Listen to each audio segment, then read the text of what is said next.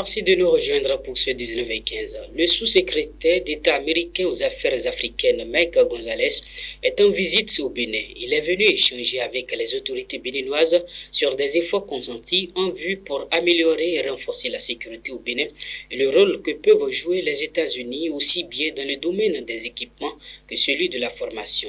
Lors d'une conférence de presse hier, il a évoqué quelques programmes que les États-Unis peuvent développer pour aider le Bénin. À noter qu'il est prévu en juillet prochain des exercices et opérations conjointes avec les forces de défense et de sécurité du Bénin. Pendant ce temps, les députés de la 8e législature sont en plénière depuis ce matin au Palais des gouverneurs à Porte-Nouveau. À l'ordre du jour de cette séance, l'examen du projet de la loi portant règles particulières et procédures devant les formations juridictionnelles de la Cour suprême et de l'examen du projet de loi portant loi organique sur la haute autorité audiovisuelle et de la communication.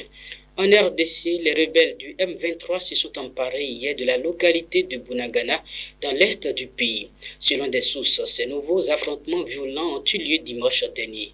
Il y a une semaine, l'armée de la République démocratique du Congo a accusé le Rwanda d'avoir envoyé 500 de ses militaires dans l'est du pays. Des accusations rejetées par Kigali qui nie tout soutien au M23. Et pour finir, la France est éliminée de la Ligue des Nations. Battue hier par la Croatie 1-0, les Bleus ne peuvent plus rattraper le Danemark, victorieux de l'Autriche 2-0 dans la seconde rencontre du groupe A1.